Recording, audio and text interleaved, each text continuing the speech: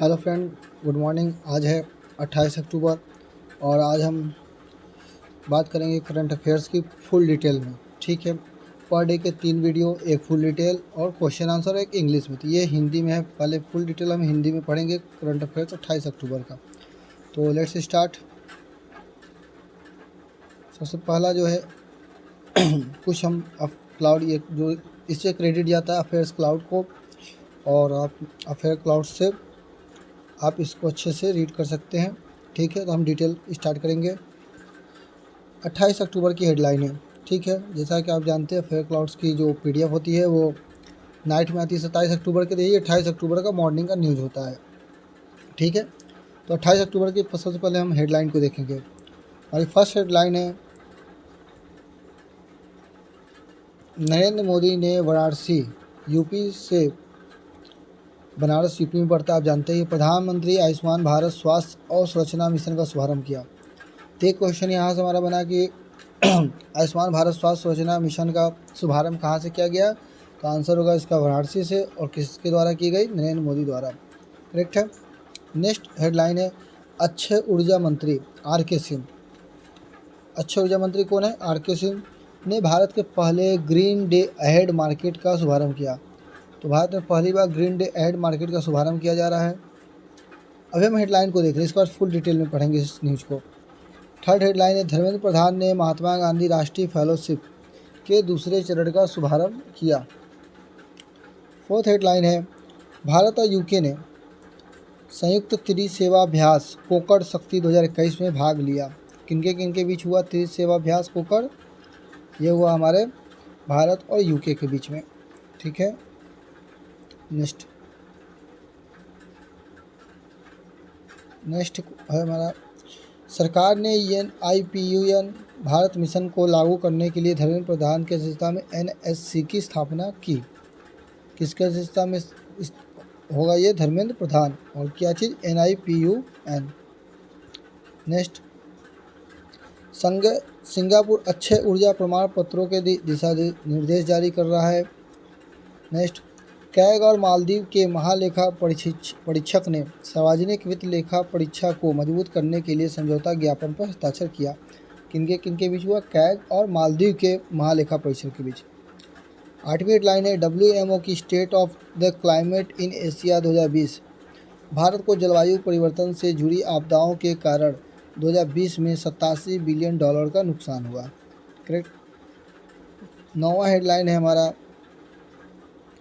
Indigo ने को branded credit card काचिंग launch करने के लिए KBM के साथ साझेदारी की। 10वीं हेडलाइन है, ICICI लोम्बार्ड ने ग्राहकों के लिए BFET कैशलेस OPD और वेलनेस सर्विसेज लॉन्च की। ठीक है। नेक्स्ट हेडलाइन है, HDFC लिमिटेड और IPPB ने होम लोन देने के लिए साझेदारी की। नेक्स्ट हेडलाइन है, सरकार और टाटा सन्स ने एयर इंडिया के लिए 18,000 करोड़ रुपए के शेयर खरीद समझौते पर हस्ताक्षर किए।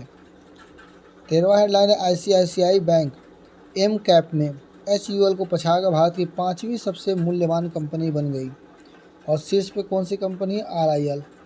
ठीक है, HUL का मतलब होता है हिंदुस्तान यूनिवर लिमिटेड। चौथी हेडलाइन है, ऑस्कर 2022 में भारत की आधिकारिक प्रविष्टि तमिल फिल्म कुंजंगल गया। ठीक है। 15 हेडलाइन, शौकत मिर्जियोयेव ने उज्बेकिस्तान के राष्ट्रपति के रूप में दूसरा कार्यकाल जीता। 16वां number headline, SMB neo bank FloBiz ने मनोज वाजपेयी को माई बुक के लिए ब्रांड एम्बेसडर घोषित किया। 17वां हेडलाइन है, CCI ने फ्रिंग्स पेरेंट द्वारा पैराएक्सल इंटरनेशनल कॉरपोरेशन के अधिग्रहण को मंजूरी दी। 18वां हेडलाइन है, CCI ने HDFC बैंक द्वारा HDFC एर्गो की 4.99% हिस्सेदारी के अधिग्रहण की मंजूरी दी। टेक महिंद्रा ने लॉर्ड स्टोन और WMO का अधिग्रहण किया। किसके द्वारा? टेक महिंद्रा द्वारा। किसका? लॉर्ड स्टोन और WMO का। मिनिस्ट्री ऑफ RTH मंत्री Nitin Gadkari, road transport and highway मंत्री नितिन गडकरी ने दुनिया का पहला त्वरित सलाह ऐप कंसल्ट लॉन्च किया। ठीक है। नेक्स्ट है ट्रिगोन पेट्रस कोरोना, नई बीटल प्रजाति का नाम कोरोना वायरस के नाम पर रखा गया। दक्षिण कोरिया के पूर्व राष्ट्रपति रोह ता-उन का निधन हो गया। और 22वां हेडलाइन है सतर्कता जागरूकता सप्ताह 2021 26 अक्टूबर से 1 नवंबर तक मनाया जाएगा। और 23वां हेडलाइन है वैश्विक मीडिया और सूचना साक्षरता सप्ताह 2021 24 अक्टूबर से 31 अक्टूबर तक मनाया जाएगा। 24 नंबर हेडलाइन है गुजरात सीएम भूपेंद्र पटेल, अभी गुजरात के सीएम कौन है? भूपेंद्र पटेल ने श्रमिकों को सब्सिडी वाले ई वाहन प्रदान करने के लिए गो ग्रीन योजना शुरू किया। अब इन सभी न्यूज़ को हम डिटेल में एनालाइज करेंगे। तो सबसे पहली हमारी न्यूज़ आती है नरेंद्र मोदी ने बनारस में यूपी के प्रधानमंत्री आयुष्मान भारत अवसंरचना का शुभारंभ किया।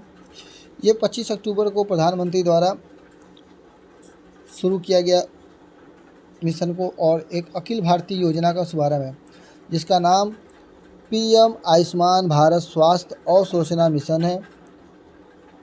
और वाराणसी के लिए, जिसके अंतर्गत वाराणसी के लिए लगभग 5200 करोड़ रुपए के विभिन्न विकास परियोजनाओं का उद्घाटन किया गया। ठीक है। और यह मिशन समग्र स्वास्थ्य देखभाल प्राप्त करने के प्रयास का एक हिस्सा है जो सभी के लिए सस्ती और सुलभ होगी। अब इस मिशन के बारे में कुछ पढ़ते हैं। इसका लक्ष्य है अगले 4 से 5 वर्षों में गांव से राष्ट्रीय स्तर तक महत्वपूर्ण स्वास्थ्य सेवा नेटवर्क को मजबूत करना। ठीक। दूसरा इसका लक्ष्य है 10 उच्च फोकस वाले राज्यों में 17,788 ग्रामीण स्वास्थ्य और कल्याण केंद्रों के लिए सहायता प्रदान करना। मिशन के 3 पहलू हैं। पहला, निदान और उपचार के लिए विस्तृत सुविधाओं का निर्माण। इसके तहत गांव और शहरों में हेल्थ एंड वेलनेस सेंटर खोले जाएंगे जहां बीमारियों का जल्द पता लगाने की सुविधा होगी। इन केंद्रों में मुफ्त चिकित्सक परामर्श होगा, मुफ्त परीक्षण होगा, मुफ्त दवा जैसी सुविधाएं दी जाएंगी और गंभीर बीमारी के लिए 5 लाख से अधिक आबादी वाले 600 जिलों में 35,000 नए क्रिटिकल केयर संबंधी बेड जोड़े जाएंगे और 125 जिलों में रेफरल सुविधाएं दी जाएंगी। दूसरा पहलू है रोगों के निदान और निगरानी के लिए आवश्यक बुनियादी ढांचे का विकास किया जाएगा। 730 जिलों को इंटीग्रेट पब्लिक हेल्थ लैब और 3000 ब्लॉक को ब्लॉक पब्लिक हेल्थ यूनिट मिलेगा। इसके अलावा 5 क्षेत्रीय राष्ट्रीय रोग नियंत्रण केंद्र, 20 महानगर इकाइयाँ और 15 बीएसएल प्रयोगशालाएं इस नेटवर्क को मजबूत करेंगी। ओके। तीसरा पहलू है मौजूदा शोध संस्थाओं का विस्तार है। इसके अंतर्गत मौजूदा 80 वायरल डायग्नोस्टिक और अनुसंधान प्रयोगशाला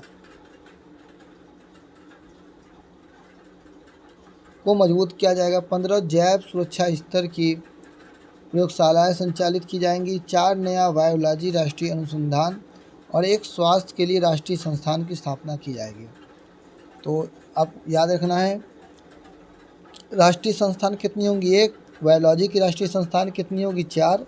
और प्रयोगशालाएँ कितनी होगी? 15। और जैव सुरक्षा स्तर पे कितनी होगी? 15। और WHO दक्षिण पूर्व एशिया क्षेत्र के लिए 1 क्षेत्रीय अनुसंधान मंच स्थापित किया जाएगा। ठीक है। फंड कितने दिया है? 2,329 करोड़ रुपए के 9 मेडिकल कॉलेजों का भी उद्घाटन किया गया।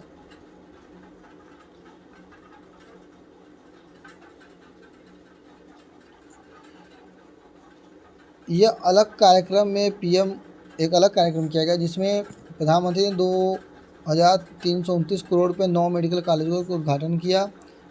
यूपी को मेडिकल है बनाया जा सके। और ये 9 मेडिकल कॉलेज कहाँ खोले जा रहे हैं?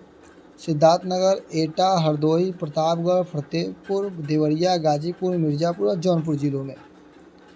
ठीक है। और केंद्र प्रायोजित योजना के तहत 8 मेडिकल कॉलेज को स्वीकृति की गई जबकि जौनपुर में 1 को राज्य सरकार द्वारा कार्यात्मक बनाया गया है। CSS के तहत पिछड़े और आकांक्षी जिलों को वरीयता दी जाएगी। प्रतिभागी कौन थे इसमें? योगी आदित्यनाथ थे, केंद्रीय मंत्री मनसुख मांडविया जी थे जो स्वास्थ्य और परिवार कल्याण मंत्री है, डॉक्टर महेंद्र नाथ पांडे थे, भारतीय उद्योग मंत्रालय। भारत सरकार की अन्य स्वास्थ्य योजनाएं कौन कौन सी चल रही है तो कुछ उस पर भी नज़र डालते हैं। अन्य जो स्वास्थ्य योजना, एक तो ये हो गई आपकी PM ठीक है, और जो अन्य स्वास्थ्य योजना है उसको भी नज़र डालते हैं। एक योजना जो अभी हाल ही में प्रधानमंत्री द्वारा शुरू की गई उसका नाम क्या है, PM Ayushman Bharat health infrastructure mission. ठीक है, और और जो योजनाएं शुरू की गई प्रधानमंत्री द्वारा, अब उस पर एक नज़र डालते हैं। तो स्वच्छ भारत मिशन, जल जीवन मिशन, उज्ज्वला, पोषण अभियान, मिशन इंद्रधनुष, आयुष्मान भारत योजना, आयुष्मान भारत डिजिटल मिशन। ठीक है, संबंधित समाचार थे। नरेंद्र मोदी ने अहमदाबाद गुजरात में सरदार धाम भवन का वस्तुतः उद्घाटन किया। नरेंद्र मोदी इनॉग्रेटेड द सरदार धाम भवन एट अहमदाबाद। यह पाटीदार समुदाय के लिए एक व्यापार, सामाजिक और शिक्षा केंद्र विश्व पाटीदार समाज द्वारा 200 करोड़ रुपए की लागत से बनाया गया था। ठीक है, जिसका नाम क्या, सरदार धाम भवन। उत्तर प्रदेश के बारे में कुछ जानते हैं। गवर्नर है हमारी आनंदीबेन पटेल। पक्षी है पार्वती अर्गा पक्षी अभयारण्य है, और लाख बहुसी पक्षी अभयारण्य है, विजय सागर पक्षी अभयारण्य है। महोत्सव कौन कौन से होते हैं, ताज महोत्सव। महोत्सव कौन कौन से थे, ताज महोत्सव। अब यहाँ पे हम कुछ जानकारी लेते हैं WHO के बारे में। अभी हमारे नाम आया इसमें WHO, तो अब हम कुछ WHO के बारे में भी जान लेते हैं। WHO क्या है, एक वर्ल्ड हेल्थ ऑर्गेनाइजेशन है। ठीक है, एक वर्ल्ड हेल्थ ऑर्गेनाइजेशन है। या वर्ल्ड हेल्थ ऑर्गेनाइजेशन जो है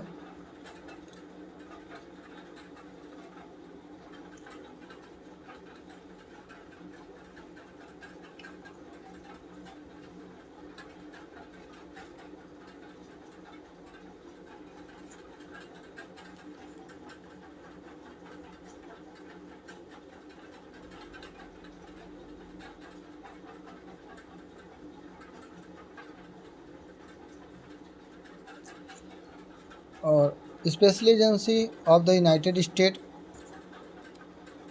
responsible for the international public health. और WHO constitute state its main objective is the attainment by the all people of the highest possible level of health। इसका headquarter जो हमारा है वो जिनेवा स्विट्ज़रलैंड में है। WHO का हेडक्वार्टर फाउंडेड हुआ है 7 अप्रैल 1948 को। ठीक है, और जो इसके फाउंडर थे United State, United Kingdom, Brazil, Canada, Mexico, Australia, other country है। सब्सिडरीज है पैन अमेरिकन हेल्थ ऑर्गेनाइजेशन और Independent Panel of Pandemic Preparedness के। ठीक है, और पेरेंट ऑर्गेनाइजेशन है US United Nation. Parent organisation है यूनाइटेड नेशन, और इसके अभी जो हेड है वर्ल्ड हेल्थ ऑर्गेनाइजेशन के जो हेड है इस वक्त, वो हेड है Tedros Adhanom, director general Tedros Adhanom. Correct. Next point पर, अक्षय ऊर्जा मंत्री RK सिंह ने भारत के पहले ग्रीन डे अहेड मार्केट की शुरुआत 25 अक्टूबर को केंद्रीय ऊर्जा और नवीन और नवीकरण ऊर्जा मंत्री RK सिंह ने अक्षय ऊर्जा के लिए भारत का पहला ग्रीन डे अहेड मार्केट। तो अक्षय ऊर्जा के लिए कौन सी योजना लाई गई, green day ahead market launch किया, ताकि बिजली उत्पादन और वितरण कंपनियों को दिन प्रतिदिन के बाजार में अक्षय ऊर्जा का व्यापार करने में सक्षम बनाया जा सके। ठीक है, और रिन्यूएबल एनर्जी, RE का फुल फॉर्म क्या होगा, रिन्यूएबल एनर्जी। अक्षय ऊर्जा को इंग्लिश में क्या बोलते हैं, रिन्यूएबल एनर्जी। ठीक है, भारत दुनिया का एकमात्र बड़ा बिजली बाजार है जिसमें विशेष रूप से रिन्यूएबल एनर्जी के लिए GDAM लागू किया। उद्देश्य जीवाश्म ईंधन के आयातित स्रोतों पर निर्भरता को कम करना है। जो इसका उद्देश्य है to reduce the dependency on imported source of fossil fuel. Nodal agency है national load dispatcher centre, power system operation corporation limited. GDAM की नोडल एजेंसी है। इसमें GDAM की सुविधा के लिए नवीनतम तकनीकों और संचारी बुनियादी ढांचों की स्थापना की है। अब जानते हैं what is day ahead market. Day ahead market क्या है। पावर ट्रेडिंग मार्केट में वर्तमान में भारत में 2 platform. The power trading market currently has 2 platform in India. पहला है power exchange India limited PXIL, and दूसरा है इंडिया एनर्जी एक्सचेंज PXIL। याद रखना full form, PXIL means power exchange India limited and IEX India energy exchange. इन एक्सचेंजों में कई पावर ट्रेडिंग मैकेनिज्म हैं, जैसे term ahead, green term ahead, day ahead, intra day और रियल टाइम मार्केट, कुछ टाइप के ये पावर ट्रेडिंग मैकेनिज्म के बारे में बात किया जा रहा है। और इस जिसमें डे अहेड बाजार एक दिन पहले बिजली के कारोबार को सुविधा देता है, और इसके अंदर जो हमारा day ahead market facility the trading of A power है डे बिफोर, एक दिन पहले। ठीक है। दूसरी पॉइंट क्या है, व्यापार के तहत विक्रेताओं को बिजली उत्पादन, इस जो बिजनेस होगा उसके तहत बिजली उत्पादन स्टेशनों के रूप में दर्शाया जाता है। मतलब जिसमें विक्रेता है, ध्यान दो, विक्रेता मतलब बेचने वाला, वो किसको बोलेंगे, बिजली उत्पादन स्टेशनों को। और खरीदार में बिजली डिस्कॉम, उद्योग और वाणिज्यिक उपभोक्ता शामिल होते हैं। हिंदी टर्म नहीं समझ में आया तो इंग्लिश में इसको बोलेंगे under trading. Sellers are represented as the power generation station and the buyer include power discom, industrials and commercial customers. ठीक, तो I hope day ahead market समझ में आ गया होगा। नोट, IEX का फुल फॉर्म क्या अभी बताया मैंने, इंडिया एनर्जी एक्सचेंज। तो IEX जो है वो day ahead spot power trading segment का 95% हिस्सा है, जबकि PXIL के पास टर्म अहेड मार्केट और रीजनल एनर्जी सर्टिफिकेट में 40% बाजार हिस्सेदारी है। तो IEX hold 95% of the day ahead spot power trading segment, whereas PXIL holds 40% market share in the term ahead market and RE certificates. Correct. Next, जी dam की मुख्य विशेषताएं। जी डैम प्रतिस्पर्धी मूल्य संकेत प्रदान करेगा। जी dam will provide competitive price signals and provide opportunity for the green market participants to trade in green energy in a transparent and efficient market। तो हरित बाजार और सहभागियों को पारदर्शी और कुशल तरीके से हरित ऊर्जा में व्यापार करने का अवसर प्रदान करेगा। कौन करेगा, जी डैम। अब बाजार आधारित प्रतिस्पर्धी कीमतें रिन्यूएबल एनर्जी जनरेट को बिजली बेचने में सक्षम बनाएगी और रिन्यूएबल क्षमता को बढ़ाएगी। जी डैम के लाभ क्या होने जा रहे हैं, डोमिनो प्रभाव। जी डैम बिजली खरीद समझौतों आधारित अनुबंधों से बाजार आधारित मॉडल के क्रमिक बदलाव की ओर ले जाएगा। यह बदले में ऊर्जा बाजारों को अगले स्तर तक बनाएगा और गहरा करेगा। 2030 तक 450 गीगावाट हरित क्षमता के महत्वाकांक्षी लक्ष्य को पूरा करने के लिए भारत का समर्थन करेगा। जी डैम में भाग लेने से हरित ऊर्जा की कमी कम होगी और अभी तक उपयोग नहीं की गई रिन्यूएबल एनर्जी क्षमता को अनलॉक किया जाएगा। यह रिन्यूएबल एनर्जी जनरेटर को तत्काल भुगतान की सुनिश्चित करेगा, यानी उसी दिन डिलीवरी करेगा। ठीक है। एंड जी डैम के पास मुफ्त अंतर्राज्यीय ट्रांसमिशन और ओपन एक्सेस के फायदे होंगे। G DAM will have the advantage of the free inter state transmission and open access. बेचना और खरीदना। वितरण कंपनियां जी डैम के माध्यम से अपने क्षेत्र में उत्पन्न अधिक से अच्छी ऊर्जा को बेच सकती हैं, जबकि बाध्य संस्थाएं बिजली एक्सचेंजों से सीधे ग्रीन पावर खरीद कर अच्छे खरीद दायित्व लक्ष्य को पूरा कर सकती है। Where the obligated entities could meet the renewable purchase obligation targeted by directly buying green power from the power exchange। Renewable energy गैर बाध्यकारी संस्थाएं भी स्वैच्छिक आधार पर बिजली खरीद सकती हैं। बोलिए लिखे, GDM पारंपरिक डे अहेड मार्केट के साथ एकीकृत तरीके से काम करेगा। इंडियन एनर्जी एक्सचेंज बाजार सहभागियों को अलग अलग बिडिंग विंडो के माध्यम से पारंपरिक और रिन्यूएबल एनर्जी दोनों को एक साथ बोलियां जमा करने की पेशकश करेगा। रिन्यूएबल एनर्जी बोलियों को पहले पारंपरिक खंड के बाद मंजूरी दी जाएगी। पारंपरिक रिन्यूएबल एनर्जी दोनों के लिए अलग अलग मूल्य खोजों को पालन किया जाएगा। और इसके अलावा कुछ और भी जो जानकारी एडिशनल इन्फो। कोयला बकाया। सभी राज्यों और बिजली वितरण कंपनियों ने कोल इंडिया को करीब 16,000 करोड़ रुपये का भुगतान नहीं किया है। राज्य और डिस्कॉम को इस्तेमाल की गई बिजली का भुगतान न करने के कारण सभी केंद्रीय बिजली कंपनियों का बकाया बढ़कर 75,000 करोड़ रुपये हो गया है। हाल से संबंधित समाचार इस पर देखते हैं। मई 2021 को 57वां renewable energy country attractiveness index में भारत को 66.2 स्कोर के साथ 40 देशों में तीसरे स्थान में मिला। देखो यहाँ पे मेन पॉइंट, इस जो मैंने न्यूज़ को पढ़ा उसका जो मेन पॉइंट हुआ है, India with the score what is the Indian score 66.2 has been rank third of the 40 countries. इसकी रैंक क्या हो गई? थर्ड। 40 कंट्रीज़ में थर्ड स्थान पे हो गया। ठीक है। In the 57 renewable energy country attractiveness index RECA मई 2021 में भारत की रैंक क्या है? तीसरी। स्कोर कितना मिला है? 66.2। और कितने देशों में? 40 देशों में। करेक्ट। संयुक्त राज्य अमेरिका जो है, US हमारा इसमें टॉप पे है, जबकि चीन दूसरे स्थान पे है। और मंत्रालय के बारे में जानते हैं इसके। Ministry of new and renewable energy, नवीन और नवीकरणीय ऊर्जा मंत्रालय के बारे में केंद्रीय मंत्री है राजकुमार सिंह। इनका निर्वाचन क्षेत्र कौन सा? आरा बिहार।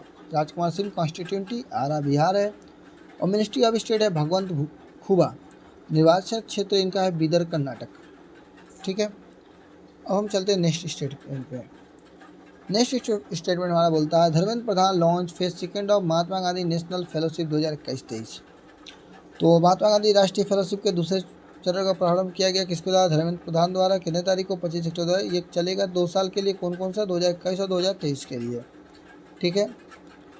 नेक्स्ट कर रहा है कि जो इस महात्मा गांधी राष्ट्रीय फेलोशिप सेकेंड प्रोग्राम है, इसके अंतर्गत 661 MGNF के साथ खुल के जिसमें देश के सभी जिलों में तैनात किए जाएंगे। कुल 9 IIM Ahmedabad, IIM Bangalore, IIM Jammu, IIM Kozhikode, IIM Lucknow, IIM Nagpur, IIM Ranchi, IIM Udaipur, IIM Visakhapatnam को लेकर 8 और IIM बोर्ड पर। ये क्षेत्र के विशाल, इसका उद्देश्य क्या है? तो महात्मा गांधी राष्ट्रीय फेलोशिप जो शुरू किया जा रहा है, इसका उद्देश्य क्या है? यह इसका उद्देश्य है विशाल अनुभवों के साथ जिला स्तर पर कक्षा सत्र आयोजित करने के लिए अकादमिक भागीदारी IIM के साथ युवाओं के लिए अवसर प्रदान करना और जमीनी स्तर पर कौशल विकास को बढ़ावा देने के लिए 2 साल की फेलोशिप है। फेलोशिप का उद्देश्य बाधाओं की पहचान करना, रोजगार, आर्थिक उत्पादन बढ़ाना, कौशल विकास प्रयासों में वैश्विक सोच और एकीकृत स्थानीय भाषा सहित आजीविका को बढ़ावा देने के लिए विश्वसनीय योजनाएं बनाना है। ठीक है। और राष्ट्रीय शिक्षा नीति 2020 शिक्षा और कौशल के बीच अभिसरण बनाती है। उस फेलोशिप को दर्शाती है जो कौशल के आधार पर रोजगार को अवसर प्रदान करेगी। महात्मा गांधी राष्ट्रीय फेलोशिप 21 से 30 वर्ष के आयु वर्ग के युवा, महिलाओं, पुरुषों के लिए एक अवसर है जिसके पास पहले से कौशल विकास कार्यक्रम वितरण में सुविधा के लिए जिला प्रशासन को उत्कृष्ट सहायता प्रदान करने के लिए कुछ स्तर के शैक्षिक एवं वैश्विक विशेषताएं हैं। Fellowship skills acquisition and knowledge awareness for livelihood promotion, संकल्प। और संकल्प का फुल फॉर्म क्या है हमारा? Skills acquisition and knowledge awareness of livelihood promotion. वो सरकार द्वारा 19 जनवरी 2018 को लॉन्च किया गया था। कब लॉन्च किया गया था? 19 जनवरी 2018 को। क्वेश्चन ही बन जाता है, कब लॉन्च किया गया संकल्प को? 19 जनवरी 2018 को। और यह विश्व बैंक सहायता प्राप्त परियोजना है जिसका उद्देश्य कौशल को मजबूत करना, देश भर के युवाओं के लिए गुणवत्तापूर्ण प्रशिक्षण प्रदान करना है। संकल्प के तहत 3 प्रमुख परिणाम क्षेत्रों की पहचान की गई है: संस्थागत सुदृढ़ीकरण, गुणवत्ता आश्वासन और सीमांत क्षेत्रों को शामिल किया गया है। संस्थागत सुदृढ़ीकरण मतलब होता है इंस्टीट्यूशनल स्ट्रेंथनिंग। सेकेंड है गुणवत्ता आश्वासन, इंग्लिश में इसको बोला जाए तो क्वालिटी एश्योरेंस। थर्ड पॉइंट हमारे सीमांत क्षेत्रों को शामिल करना, inclusion of marginalised sectors. Next point, Bharat और यूके ने संयुक्त त्रिसेवा अभ्यास कोकर शक्ति 2021 में भाग लिया। भारत यूके संयुक्त त्रिसेवा अभ्यास कोकर शक्ति 2021 अरब सागर में कोकर तट से शुरू हुआ जिसका उद्देश्य एक दूसरे के अनुभवों को पारस्परिक लाभ प्रदान करना है। सभी भाग लेने वाली इकाइयों को 2 विरोधी ताकतों में विभाजित किया गया था जिसका उद्देश्य पूर्व निर्धारित स्थल पर सेना के जमीनी सैनिकों को उतारने के लिए समुद्री नियंत्रण प्राप्त करना है। प्रमुख बिंदु क्या है? 2 विरोधी ताकतों, एक बल का नेतृत्व flag officer commander western fleet ने किया। इसमें प्रमुख INS चेन्नई भारतीय नौसेना ने, अन्य युद्धपोत और HMS रिमंड रॉयल नेवी के टाइप 23 फ्रिगेट भी शामिल थे। ठीक है। प्रतिभागी था यूए की तरफ रॉयल नेवी का प्रतिनिधित्व उनके विमान वाहक पोत और उसका भिन्न F-35 लड़ाकू विमान हेलीकॉप्टर के साथ HMC Queen Elizabeth type 45 Daring class air defence destroyer, HMS Defender type 23 frigate, HMS Richard, एक Royal Fleet Auxiliary Fort Victoria और एक Royal Netherland Navy frigate Evertsen द्वारा किया जाएगा। गया। भारत और यूको के बीच बढ़ती बातचीत नियमित आधारित बातचीत प्रणाली के प्रति प्रतिबद्धता पैदा करेगा। यूके के बीच तीसरे अभ्यास कोकड़, अभ्यास इंद्रधनुष और अभ्यास अजय योद्धा 3 सैन्य अभ्यास हुए। ठीक है। और संबंधित समाचार, अभ्यास कोकड़ भारतीय नौसेना और ब्रिटेन की रॉयल नेवी के बीच पोर्ट्समाउथ यूनाइटेड किंगडम में आयोजित किया गया। कहाँ आयोजित हुआ? Portsmouth United kingdom. किसके किसके? भारतीय नौसेना और ब्रिटेन की रॉयल नेवी। भारतीय नौसेना पोत INS ताबर और भारतीय नौसेना तलवार श्रेणी की स्टील फ्रिगेट और रॉयल नेवी के जम्स विस्टन ने कोविड-19 महामारी का गैर संपर्क रूप से अभ्यास किया। यूनाइटेड किंगडम की राजधानी लंदन। प्रधानमंत्री बोरिस जॉनसन। मुद्रा है British pound sterling. Next,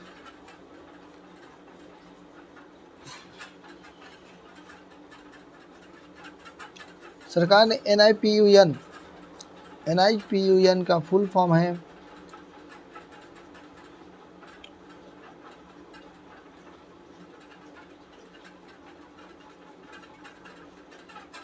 national institute for proficiency in reading with understanding and numeracy Bharat mission के कार्यान्वयन के लिए राष्ट्रीय संचालन समिति की स्थापना की।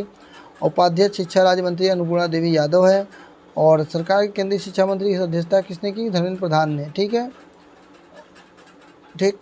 और इसमें नेक्स्ट पॉइंट है, स्कूल साक्षरता विभाग 5 जुलाई 2021 को NIPUN भारत मिशन शुरू किया गया।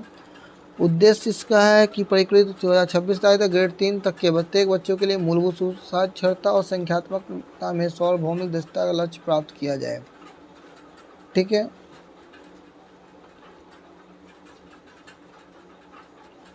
सिंगापुर अक्षय ऊर्जा प्रमाण पत्रों के लिए निर्देश जारी करेगा। सिंगापुर ने अपने बिजली क्षेत्रों के डीकार्बोनाइज करने और एक क्षेत्रीय ग्रिड विकसित करने के प्रयास से अक्षय ऊर्जा प्रमाण पत्र के लिए मानकीकृत दिशा निर्देश लॉन्च करने की योजना बना रहा है।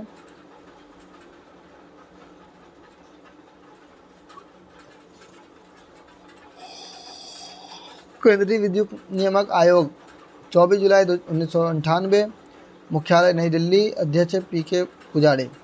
सिंगापुर राजधानी सिंगापुर है। मुद्रा सिंगापुर डॉलर। राष्ट्रपति हलीमा याकूब।